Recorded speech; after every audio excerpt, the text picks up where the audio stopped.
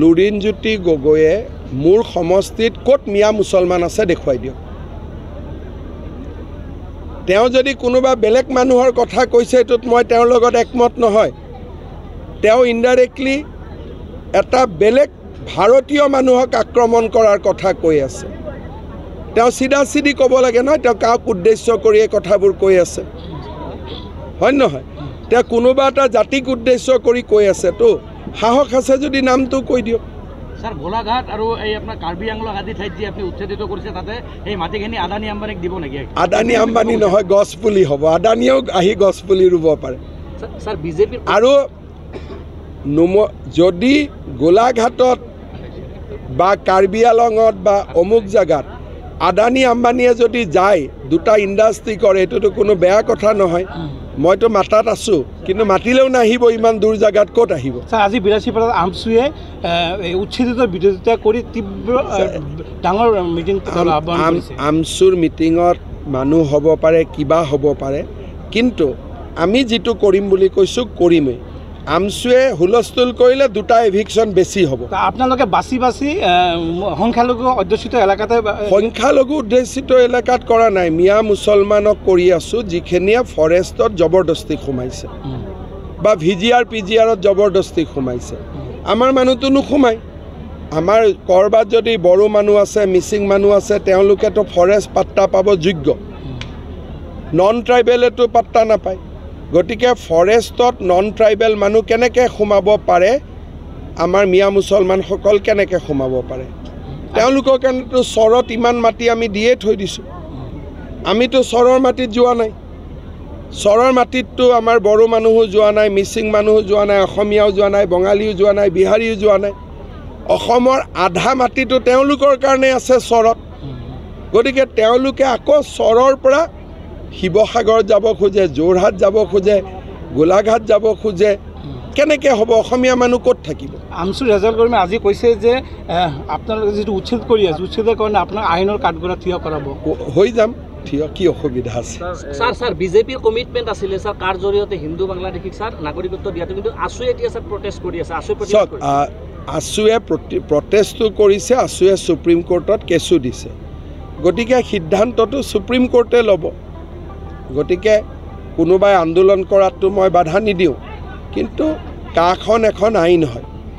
আইন বাতিল কৰাৰ অধিকাৰ অকল সুপ্ৰিম কোৰ্টৰ থাকে, অসমৰ মুখ্যমন্ত্ৰীটো নাথাকে। স্যাৰ ফখৰুদ্দিন আলী আহমেদৰ পিছত সাংবিধানিক মুৰব্বী পদত নাই উত্তৰ পূৰ্বাঞ্চলৰ ব্যক্তি, গতিকে এইবাৰ উপনিৰ্বাচন আমি এইবিলাকত ইণ্টাৰেষ্ট মই লোৱা নাই।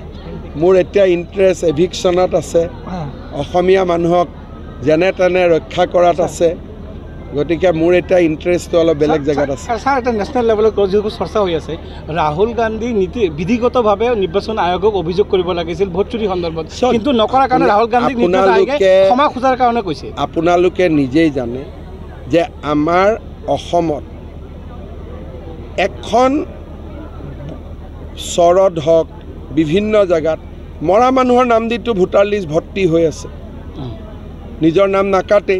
বিয়া হোৱা ছোৱালীৰ নামো ভোটাৰ লিষ্টত ৰাখি থৈ দিয়ে, আকৌ 100% তাত ভোটিঙো হয়।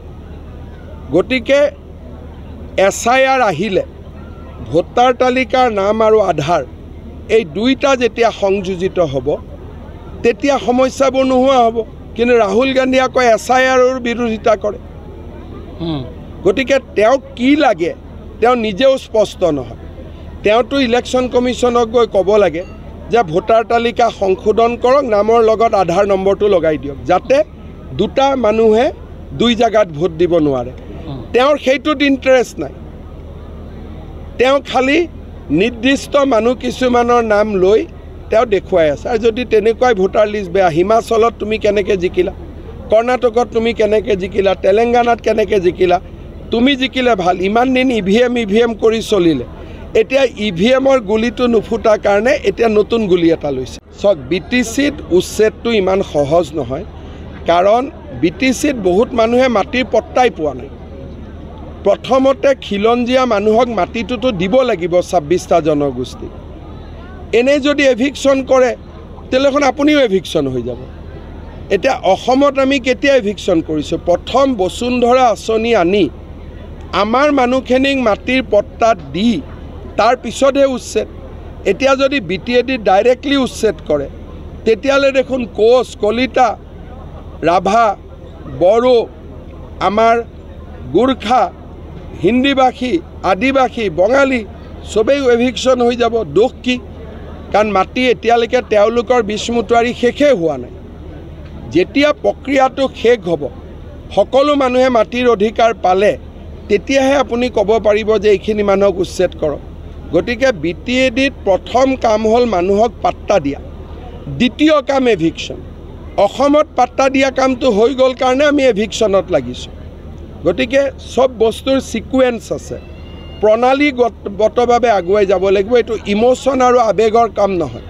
যোৱাকালি ছাৰ সূত্ৰসন্ত মানে ছাত্ৰ আজি সূত্ৰসন্থাই তেওঁলোকে ছাৰ 2026 আগত যদি তেওঁলোকক কাউন্সিল বনাই নিদিয়ে তেতিয়াহ'লে তেওঁলোকে বিজেপিক ভোট বৰ্জন কৰিব। মই এটা কথা কৈছোঁ যে কাউন্সিল বনালেও ভোট নিদিয়ে, কাউন্সিল নবনালেও ভোট নিদিয়ে। মানুহে ভাল পালেও ভোট দিব, ভাল নাপালে ভোট নিদিয়ে। কোনো দল সংগঠনৰ কথাত কোনেও কাকো ভোট নিদিয়ে। ভোটটো ব্যক্তিগত। মাকৰ ভোট বেলেগ, বাপেকৰ ভোট বেলেগ, ল'ৰাৰ ভোট বেলেগ, বোৱাৰীৰ ভোট বেলেগ। কিন্তু সূত্ৰধাৰ সমাজখন পিছপৰা, কাউন্সিল লাগে, তাত মই সমৰ্থন কৰোঁ। কিন্তু এইটোৰ লগত ভোটৰ কোনো সম্পৰ্ক নাই। যিজন ল'ৰাই কৈ আছে ভোট নিদিয়ে, তেওঁৰ মাকে গৈ ভোট দি দিব, তেওঁ কেনেকৈ গম পাব? সেইকাৰণে ভোটটো ব্যক্তিগত বিষয়। মই নিজেও নাজানো মোৰ ল'ৰা ছোৱালী একেলগে গাড়ীত যাব, কাক ভোট দিছে ধৰিব নোৱাৰে। আৰু বাহিৰত ওলাই আহি চবকে ক'ব যে তোমাকে ভোট দিলোঁ বুলি। সেইকাৰণে ভোটৰ কথা কোনেও কাকো দায়িত্ব ল'ব নোৱাৰে। যিবিলাক দল সংগঠনে কয় আমি ভোট নিদিওঁ, আমি কৰোঁ, তেনেকৈ নহয়।